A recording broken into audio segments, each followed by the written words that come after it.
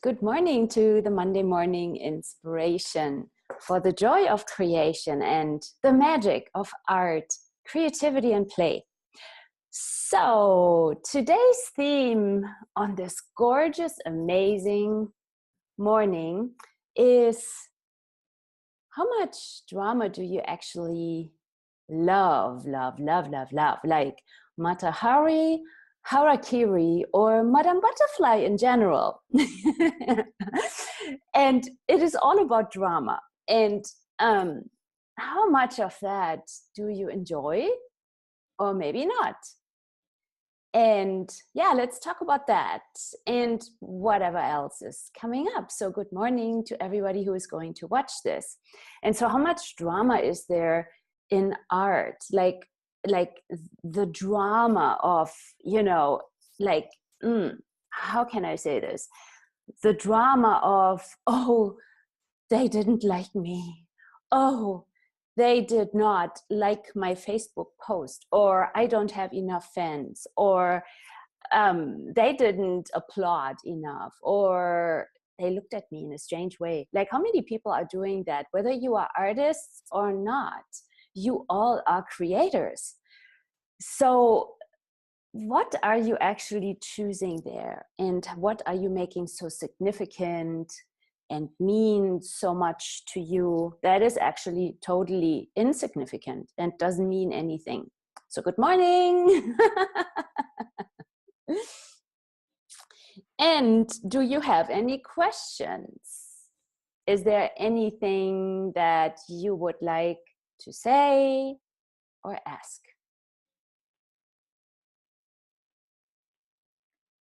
Well, I'm thinking about how I feel that other people hurt me, and I think, how can they do that? I make it a big thing, and they have no idea that they've hurt me, but there I am, doing my acting job about being totally hurt by them, by something they said or did or didn't say. Yeah. Right. And isn't this also what we learn, that we need to be affected by what other people say? This is what we learn, that we need. It's almost that it's like we learn to react. We learn that we have to have a point of view. If somebody says something, blah, blah, blah, we need to be hurt. We need to be upset. Or if they don't do blah blah blah, we need to be also upset and hurt. And it's like, I was just recently, I just read just quickly, I read about Madame Butterfly, which is this amazing opera by Puccini. Is it Puccini? Yeah. Yes, it is Puccini. Yes. And so she basically commits suicide because he remarried another woman. And so what is that? And how much of that do we learn, that if somebody is not choosing us, they choose something else or somebody else? They don't choose whatever, like they don't choose to read our book, they don't choose to love what we are creating, they choose to say something. And as you said already, Renee, they didn't mean, maybe they didn't mean to hurt you. There are people who mean to hurt, okay? They are that's just their thing. They are like vicious rattlesnake people. They exist. I have come across a few of those, which is very enjoyable. And then still, what if nothing can affect us? What if no words, no actions, or how often do we come to a conclusion? Oh, they look at us this way. They don't look very supportive at us. Like how much is that all interpretation? And how much of that interpretation is actually something that we learn?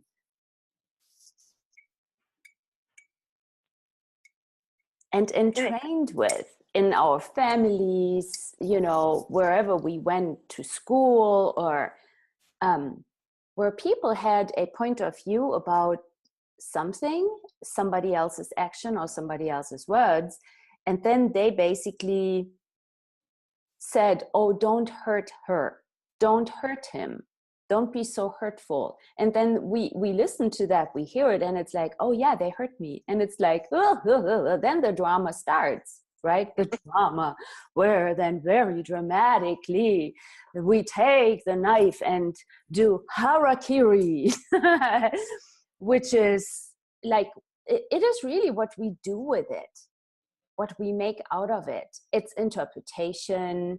It is total, like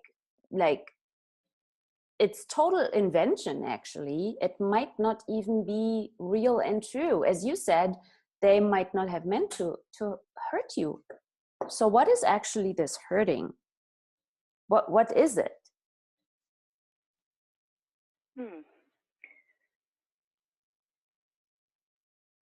Right? Well, like, What makes us hurt? What is this? hmm, um, it must be somehow putting your selfness within their hands. I don't know if I'm saying that how I mean it, but Meaning, do you mean like you give your power away to them? Is that? yes, yes, Yeah. something like that. It's like, yeah, if you know, like, how much are we giving away? How much of us are we giving away when we expect other people to validate us, to like us, or to like what we are doing, to cheer us on? It's this whole expectation thing. It's where we pretty much also leave ourselves alone. We are not here. It's like we are our awareness, our energy is out there with everybody else, checking, oh, do they like me, do they not like me, which is what Facebook is all based on. It's the they like me, they don't like me, or how many people like me. It's like, wow, it's crazy, it's insane. And then if not enough people like, or if they don't like what we are doing, or if people don't have positive words or something, encouraging words, then we must not be good, we must be wrong, we must do it wrong. We are totally wrong, of course, which is almost like the default position we are going to as humanoids. And what if that is not so? What if we can just receive that and say, oh, cool, that's just a point of view, never mind, and not leave us. You know, there is something that I found when we make other people's judgments or words or hurtful things that they choose, whether they choose that with intention or not, when we make that mean something, and we make that mean something for our creations, we are actually pretty much not having our own back. We are not having our creations back. We are leaving ourselves. So this is all, it's a big distraction from being. It's a big distraction from whatever it is that you would love to create and that you can create. Right? We judge that we don't do it right. We are not right. We are bad. We are wrong. We are not good. We are not good enough, which is all just lies and inventions. It's not real. So, and does it make you feel heavy or light? We can just look at that. They hurt me. They said something mean. Like, does this make you feel heavy or light?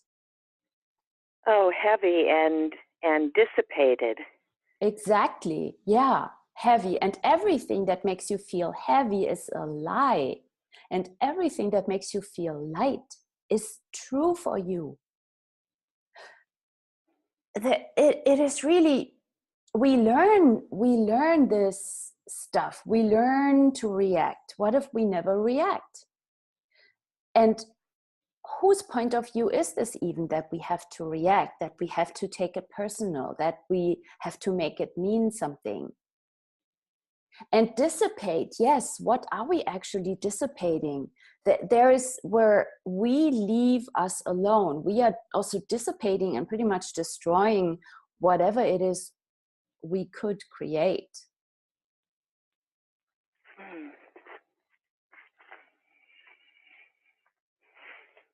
And the trauma and drama is this entire reality is based on it.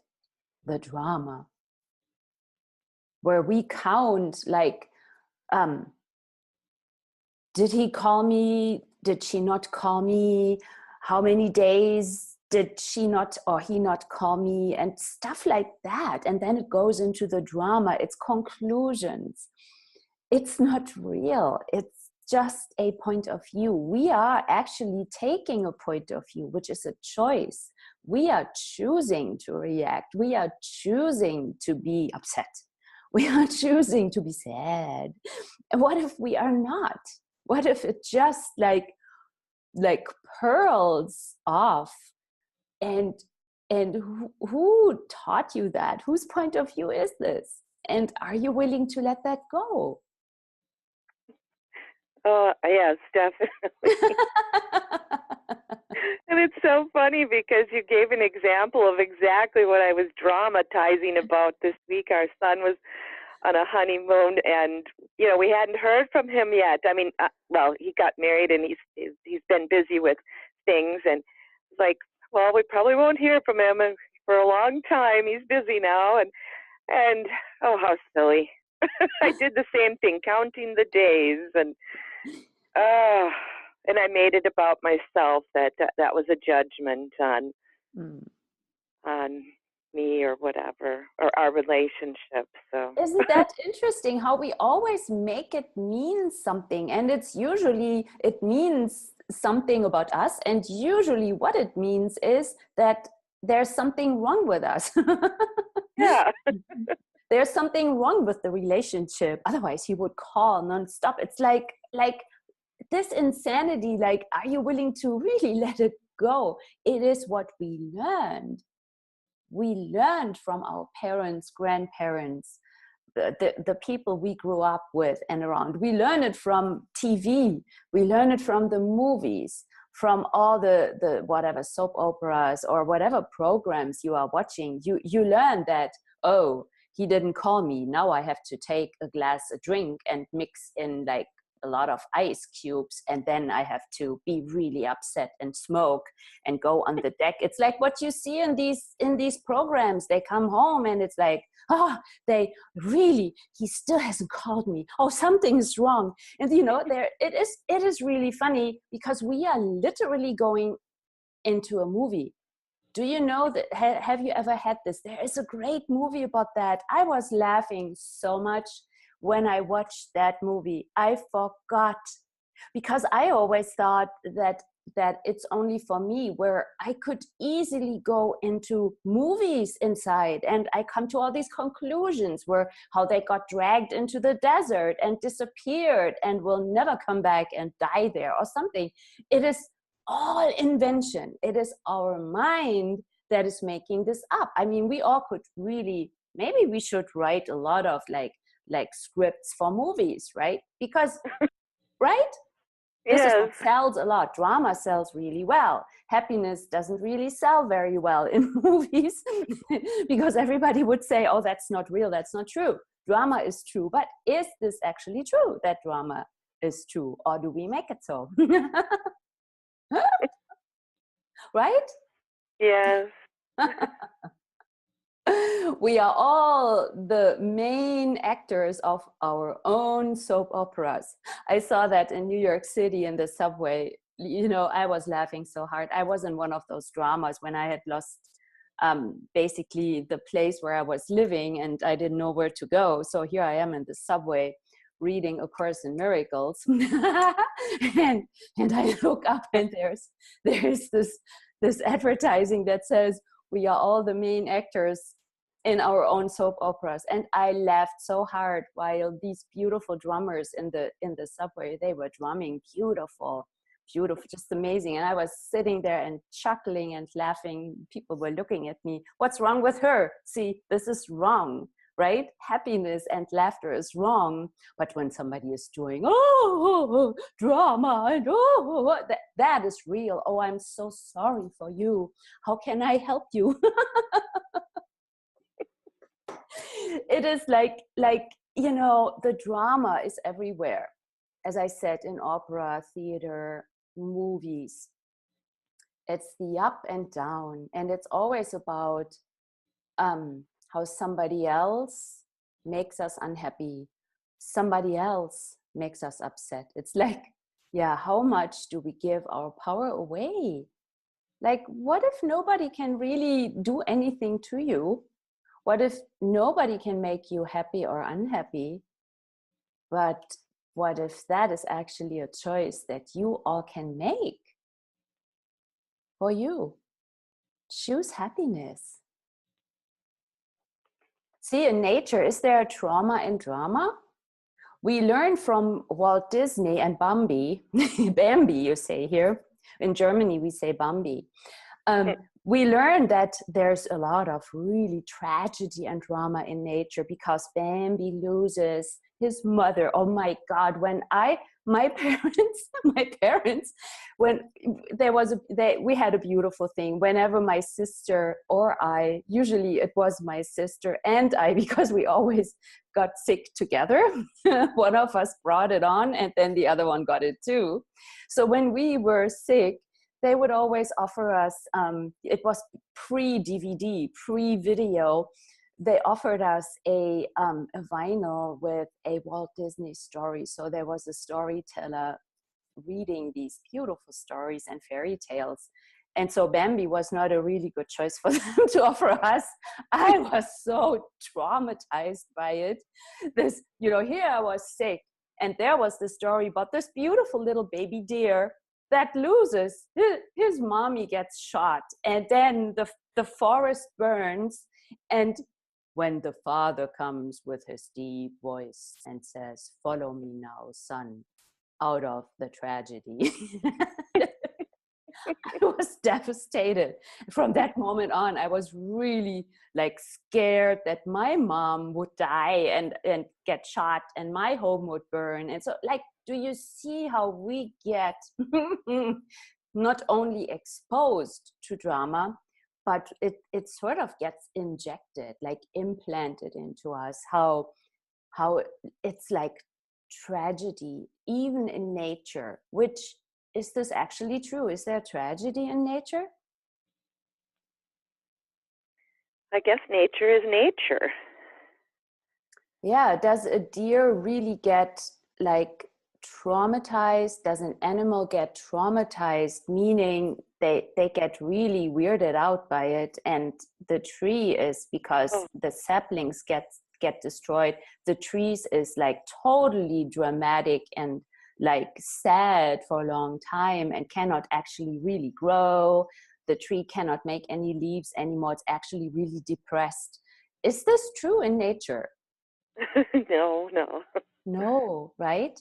So there are beautiful stories. I heard beautiful stories about deer where there was this one doe. She was sort of the leader of the gang, and it's people who were telling the story. It was beautiful. I read it somewhere. And so when she was close to her passing, she would find a spot in these people's backyard somewhere that was a little bit further away from the house, but visible for them. And so she would then, days before her passing, lie down and just be different. And what they observed then is that several other females, older and younger ones, would always come and be with her. The herd would not move on. They stayed around her. And it was not from trauma and drama, but they stayed with her. It's just what they did. And so when she passed away and left her body, some of them still stayed there. The rest of the herd stayed further away. They still were not moving on. It was like an honoring. And the interesting part was that her body was not eaten by like vultures or other animals. They left her body. It was almost like this whole honoring of the passing, honoring of death, honoring of, there's really that in nature that is so different from trauma and drama. Can you see the difference? Yes, and I'd never really thought about that. I just thought that was part of life, a big part.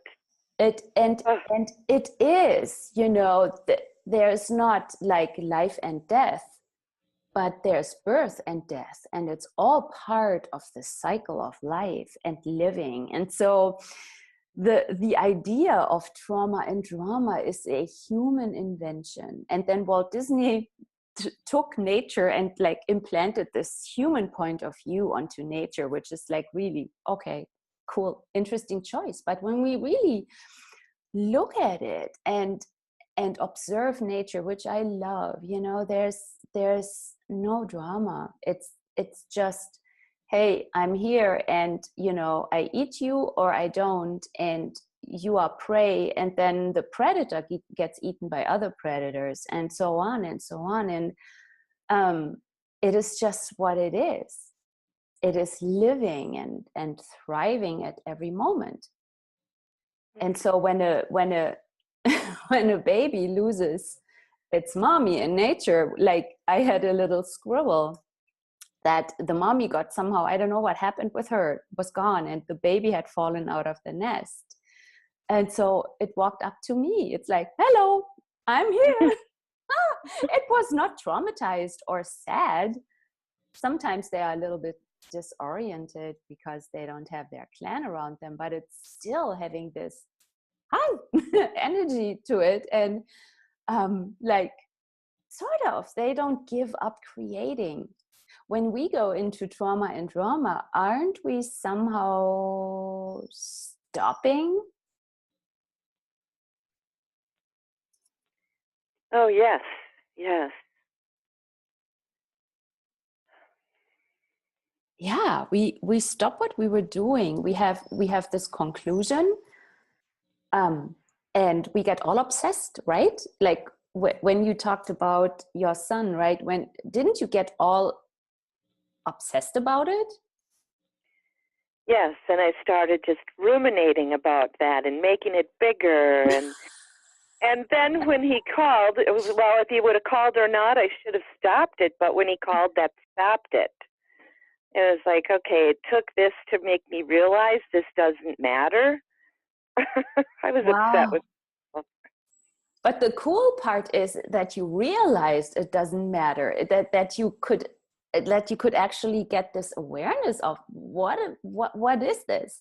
So this is what these, like, they are actually really distractor implants. It's the moment we get so obsessed about something. And in this movie that I was mentioning, I forgot the title. It was really that story and that drama in her head got bigger, as you said, when bigger and bigger and bigger and more dramatic by the moment, with every day that went by, that this person was not calling. And so the stories, and in the movie they enacted these stories, right? And it was so funny how the story really, that there were wild people and like really like vicious, and they like almost like, like how do you call these people who actually eat humans? Cannibals, right? Yes. And so it got wilder and wilder. And so this is what these distractions, these distractor implants, they are literally implants. And once they get activated, they are looping around, and they loop and loop and loop, and there's no way out. But the moment we acknowledge that and have the awareness of it, we can choose to stop it and say no more of that. And it's like in the garden, you know, this year the grasses and weeds, they were like really taking over all the flowers. And I was like, you know what, guys, I really love some of you and it's cute and you are really cute, but this year I went in with a big shovel and I cut it out, and I was like, you know, done with this. You have to go. You're cute, you're nice, but not in my flowers, and certainly not when you crowd them out. So, like, and this is what we can do also with these weird distractor things. When you get into the loop and you get all obsessed about something and you cannot let it go, and it gets to be more and more and more, you are in a distractor implant. And do you also notice how it really distracts you from you? It distracts you from whatever you were doing, whatever you wanted to create. All of a sudden, it's like all about that. And so, right? Yes. Yeah. So in this very moment, it's just like, no, I'm not choosing this drama anymore. You know, what else can I choose? What else? What other choice do I have right now? And just say, no, no more of that. Destroy and uncreate.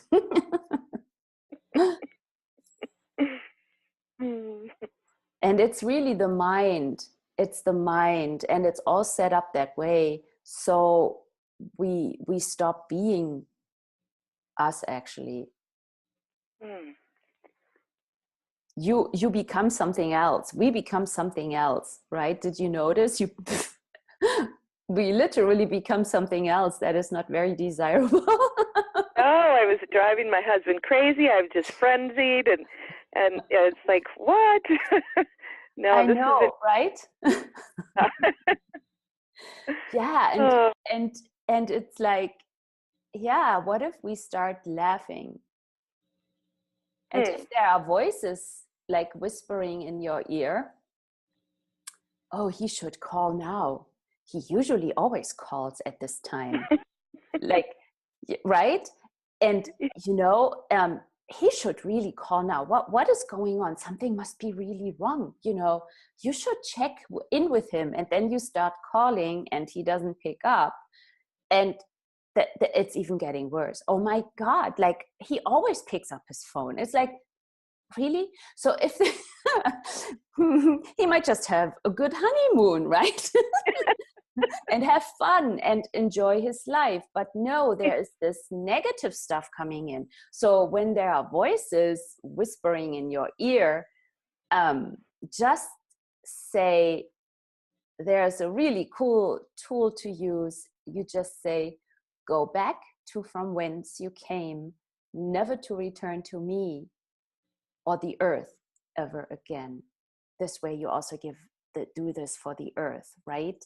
Go back to from whence you came, never to return to me, this reality or the earth ever again. And just say this over and over until it's getting lighter.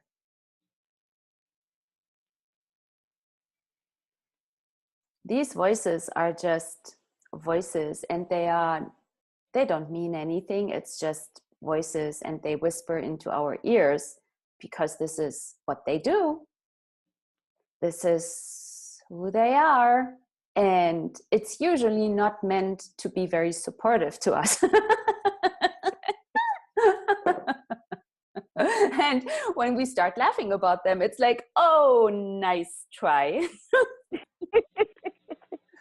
Good one. Wow, you are really brilliant. But you know what? Bye-bye. I don't choose to listen to you anymore. I'm done.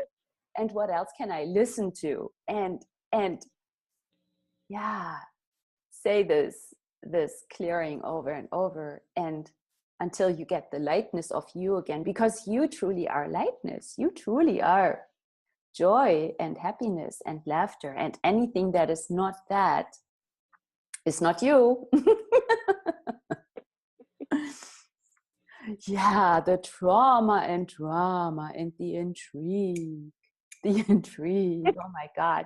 So everywhere you have actually created that as a way to entertain you. Will you please let that go? Yes. Or And maybe or maybe invite people to it, but make sure they give you money for the tickets. Sell tickets for right. it, then gather them all around you and do a great performance and be very dramatic. And then you walk into the sunset. Nobody really knows where you're going, but you are walking into the sunset. It's always a good one, right? And if a horse is around, you can also ride on the horse and take a cowboy hat and then go. And maybe have them sing some of the Western songs and you ride off into the sunset, right? Always works. It sells. It could actually create a lot of money for you. So if you are one of those who loves trauma and drama, make sure you generate money with it. It's a great income source, revenue stream. Instead of a tragedy, it's becoming a comedy. Oh yeah, some of us might be laughing about it. Uh, That's true. Comedy Bettina, also sells. yes. And I wonder too, Bettina, if the more of the creative type of person might be looped into this more regularly than maybe someone who, isn't on a creative vent as much. Yes. Like the artist or the writer or, I wonder. What is that? Yeah, I guess it's choosing to, it's just choosing someone else creating it instead of you. Yeah, and I wonder, is that also, if you are a very creative being, how much are you actually out of the box? And then when are you actually using the trauma and drama to fit in? Oh, okay. Is this actually also where you are living and being somebody else's reality? Yes. Wow. Have you been told, how much have you been told that whatever it is you desire to create is not possible? That you cannot do it, that it's crazy, that it's not gonna work? How much? It's not practical. Pardon me? It's not practical. Yes. Yes. So then you started to stop it and cut it off to be practical and to fit in. And how much is that also creating frustration and maybe even sadness and to the degree of depression? Yes. Yes. And Yes. yes. And what if that is your knowing that you can create something that you know is possible, but you have sort of discarded it? Mm-hmm. And if you choose to not discard that anymore, but to be you and create what you know is possible, like what do you know? What do you know is possible that no one knows is possible, that everybody says is impossible? But what if you don't give up? What if you don't listen to those naysayers, to the no-sayers? But what if you actually trust you? Would you be willing to trust your knowing?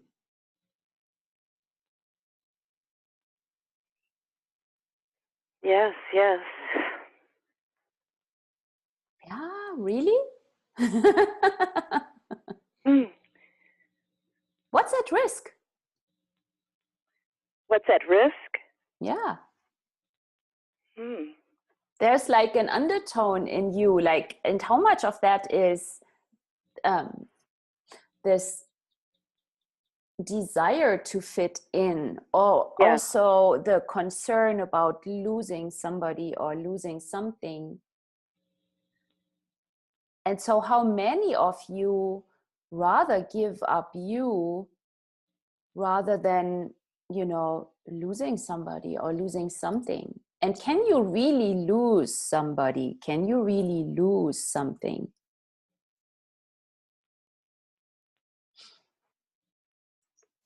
Hmm.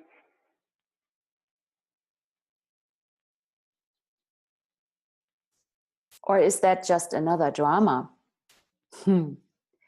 So you have to commit, you have to do harakiri so that you don't lose others, but in the process you cut yourself open and kill you. That's always better. Like if I take myself out, like Madame Butterfly, right? She had a beautiful son, and she commits suicide because he married somebody else.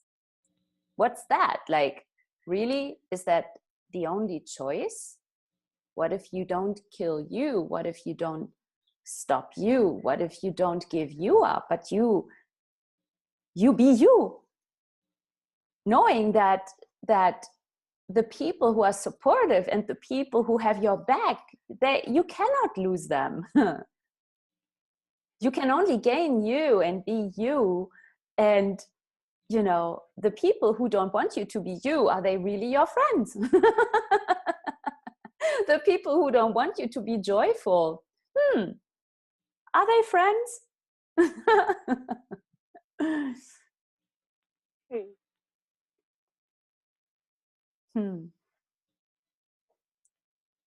Yeah, what if you are your friend?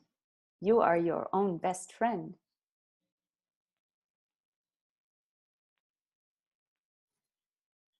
That is a choice. And it doesn't mean you lose. It is sort of, how can I say this? It's the willingness to lose others. Doesn't mean you will lose them, but it's the willingness. It's really then also their choice. Can you see how you have choice, they have choice, we all have choice? And hey, what can we create here on the planet when we really acknowledge that, when we don't give our dreams up, when we don't give up our joy and happiness in favor of some conclusions? It might really be that other people really desire you to be happy and they want you to be you. How many conclusions do you all have that, oh, if I'm being me, that means I will lose people? Is this true? Or is this just a point of view? Right. You're just being the me that you think that they want you to be, so you're not really being the me that you are. So what have you lost? Yeah, exactly. And what have they lost? Yes, yes, And what has the world lost? yes. What has the earth lost?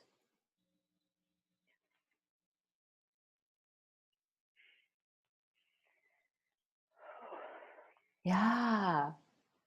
Yes. And so,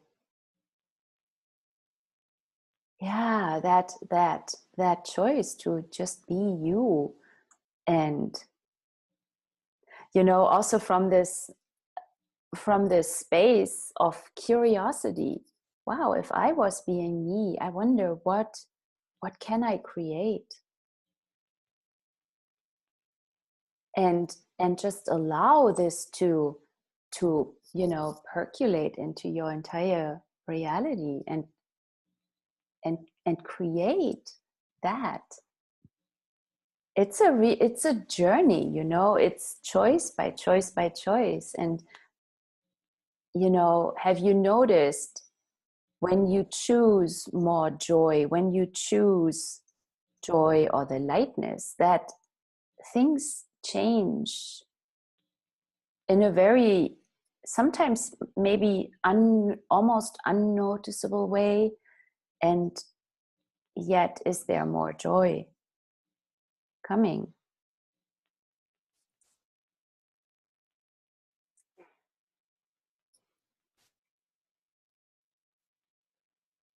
Are there different possibilities showing up?